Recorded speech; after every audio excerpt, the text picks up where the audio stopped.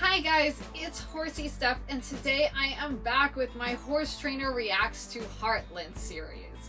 We are on Season 1, Episode 3, and this is Part 3 of that episode.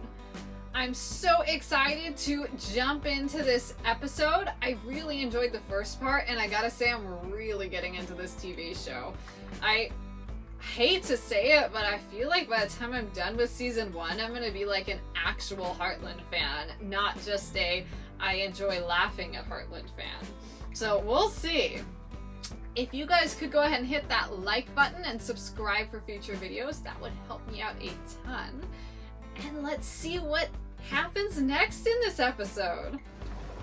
How old are you? I'm almost 16. Alright, so Amy has gone with the vet Scott to introduce her to this lady that breeds thoroughbreds and has one that's really aggressive. So I'm curious to see how this goes. It's crazy to me that he was able to both mention it to Amy and bring her to meet this person all like in the span of however long it took him to drive there, really. You would think this lady would want some sort of more formal appointment, and obviously Scott couldn't guarantee that Amy would be available at, any moment. But maybe this lady's completely desperate. I can see why Amy's age would give this lady pause. At 15, you generally don't have the patience or skill set to work with extremely difficult horses. And that is not to say that there aren't 15-year-olds out there that are probably incredible and way better horse women or men than me, or other legends. But certainly when you're looking at somebody that young, you just wonder, have they had enough experience and enough maturity to be successful in the horse industry and work with a horse that's extremely valuable and you need to know is going to be handled correctly and improved, not made worse. Because obviously anytime you interact with a horse, you are training it on some level. You're either training it to be better or you're training it to be worse. I like to call this untraining a horse, and it's what makes like lesson horses, for instance, really difficult to maintain, because every time somebody gets on them for a lesson, they're almost always untraining the horse, and you have to try to keep the horse trained. So I absolutely see her hesitation. I would hesitate too, and I would want to actually see the person work with the horse before I trusted a 15-year-old with a horse. Honestly, I'm not very trusting, so I'd probably want to see anyone work with a horse before I handed off one of mine to them. But especially at 15, I would be extra cautious about that. Alright, so when they said aggressive, I assumed she was difficult to be around, and what they actually mean is she is difficult when you try to ride her or apparently tack her up. To me, that's not aggression, it's some sort of fear response to being ridden. No, not easy, but a simple thing to fix. To me, much easier than a truly aggressive horse. Because anytime a horse is acting out for only one specific activity, you know it's fear, pain, discomfort, or trauma.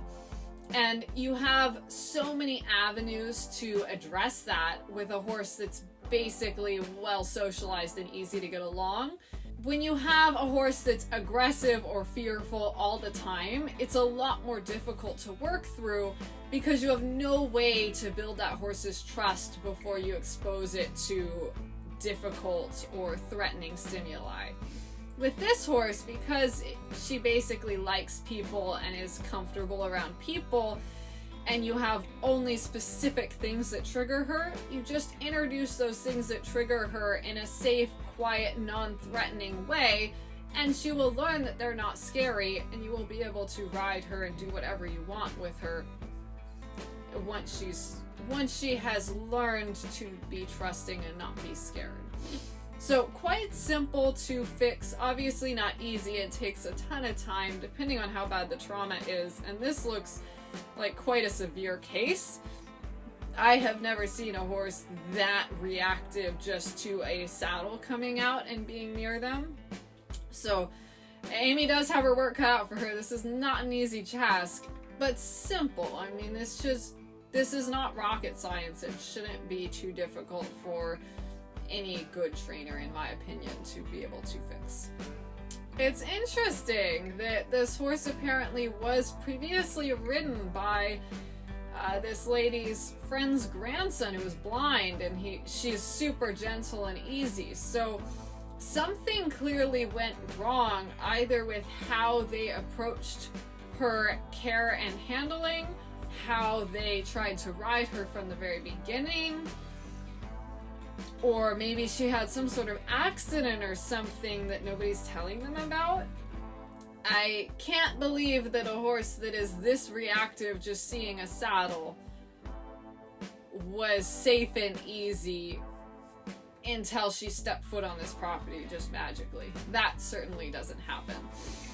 The other thing I wanted to mention is holding the horse while continually chasing it with the saddle isn't doing anything except adding more trauma to the situation. So they should just quit what they're doing right now, stop making things worse, and let Amy deal with the horse. Because they're certainly not accomplishing anything except further terrifying the horse. Let's stop. Let her calm down. I'm glad that she said, let's stop, let her calm down, because, again, that was going nowhere. I don't care how long it takes. I just want the horse to be alright. This is a dream client. I don't care how long it takes, I just want the horse to be alright. Oh my god, it's music to my ears. So many people want to know exactly how long something's gonna take, how much it's gonna cost, and they're in a hurry to get it all done. To have a client say, just fix the horse, I just want to see her happy, that's amazing. Those are the kinds of clients you want. I mean, I wish there were more of those people in the horse world. Obviously, I understand, like, I wanted my own horses to, reach certain levels quicker and whatnot. So I get why you might be in a hurry to have a horse fixed, but it is really nice when somebody isn't in a hurry. Well, I just wanted to get used to it. See, that's not going to hurt her. I don't really think putting a saddle where a horse can see it if they're scared of the saddle is going to help a lot.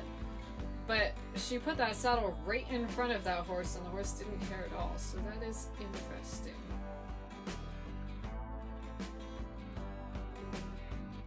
That was an awfully dramatic delayed response. The horse was totally fine, and then all of a sudden reacted. I'm surprised by that, and I don't think it's very accurate. I can't imagine what would happen to a horse that would cause this in the first place, much less what would happen to the horse that would cause the horse to be completely fine and then all of a sudden blow up about the saddle that has been there now for several seconds. Also interesting that as soon as they closed the door, the horse was totally fine. That also seems completely unrealistic to me. What that horse needs is a bullet through its head. Wow, okay, so a bullet in the head. There are potentially horses, actually there 100% are horses that are so aggressive and difficult they need to be euthanized. I know there are horses from watching the movie Buck. If you guys haven't seen that, it is super interesting. I think it's at the very end of the movie. He gets in a stallion that has some sort of brain injury and also was very ill-trained on top of that, that is extremely aggressive and dangerous, and he recommends euthanasia. And I think in that case, it is absolutely accurate. Just entering the pen that the horse is in is extremely dangerous, and it's so dangerous you can't do it safely. And the horse doesn't respond to pressure at all, so you can't get the horse away from you. He just is going to kill you if you step in the enclosure he's in. So in that instance, I do think euthanasia is the correct answer. However, this horse could live out a completely happy life in a normal horse environment without being ridden, and you would never experience the issues. So I don't think there is any reason to euthanize the horse. I think that is extremely dramatic. It's along the same lines of saying, oh, the horse can't jump 1.20 meters anymore, let's euthanize it. Like, who does that? Clearly people do that, but it seems extremely inhumane and frankly ridiculous that that would be acceptable to anyone. Obviously, it would be great if she could fix the horse and the horse could be ridden again, but if the horse can't be ridden again, it can at least live out its life. Perfectly safe, quiet, well-mannered horse when you're not riding it, as even the owner stated. Valerian. It's a calming extract. I don't know that I agree with the idea of giving a horse valerium to help them relax in this kind of situation. To me, the horse isn't stressed and worried until you bring a saddle in, so I don't really believe in calming supplements in the first place. There is definitely a time and place to use them, but if you're using calming supplements to replace actual training, you're doing the horse a disservice. The horse doesn't need calming supplements. The horse needs to feel safe around the saddle and safe in its environment. And that should be taught to the horse systematically and slowly. You shouldn't just drug the horse and get through it, because then, you know, what happens when the horse doesn't have the calming supplement? Plus, a calming supplement isn't gonna replace actually feeling safe. It's just gonna make the horse less dramatic about not feeling safe, which is the opposite of what you want to do. You don't want to make a horse less dramatic and easier to manipulate. You want a horse to feel safe and relaxed and comfortable with you and with what you're asking the horse to do. I still worry with Pegasus that she is more concerned about how she feels about the prospect of losing him than she is about how he's actually doing. And the fact that he's still not eating and she's done very little to help that except give him some aromatherapy and put stuff in his food also makes me extremely worried. Again, if he's truly depressed, find something to bring joy into his life. If he's not just depressed, you need to do more digging and figure out what's actually wrong with him and what would be causing him not to eat and evaluate from there. But a horse not eating is not a sustainable thing. Obviously, horses can live quite a long time without eating. It's not going to kill them immediately. But quality of life, if the horse is so depressed or uncomfortable that they're not willing to eat, if you can't rectify that situation, you need to euthanize. It's not fair to the horse to let them just slowly die of starvation. I could see how her mom's jacket and the scent of her mom could make Pegasus feel a little better if he was really bonded to her mom. You know, just smelling her, being reminded of her could make him feel more at ease. Obviously, it's not going to fix depression. It's not going to fix any other ailment he might have, but it could at least make him a little more comfortable in the moment. The jacket. It must smell like Mom. That's so cute how he's trying to like lip it and he's nickering. I don't know how realistic that is, but it's making me tear up just how sweet it is that he's responding that way to her jacket. I don't know that a horse really would do that. I know that they form really long-lasting bonds, and if you separate a horse and then years later let them see each other again, they'll remember that horse. And I'm sure the same is true with people. But I don't know if you would get that same response with a scent. But maybe you would, and I'm sure it also depends on the actual horse and just how vocal they are about how they feel about things. Certainly, like, my mom's horse is pretty quiet and subdued. He holds back a lot.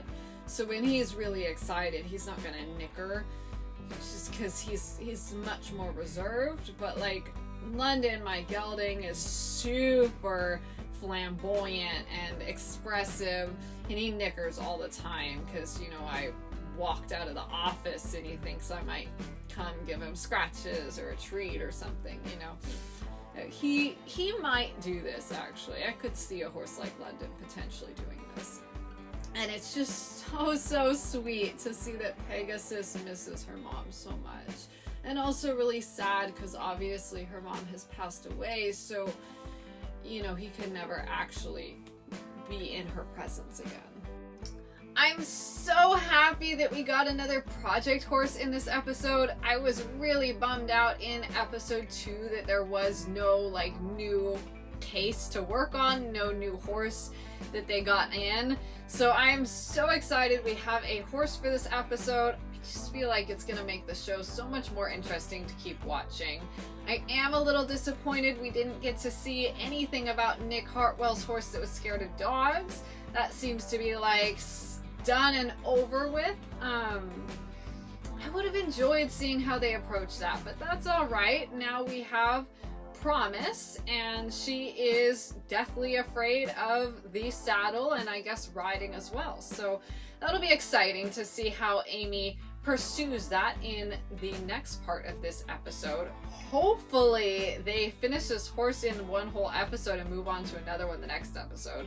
At least I would like that, because I really like kind of something new every episode and seeing how she fixes it and moves on.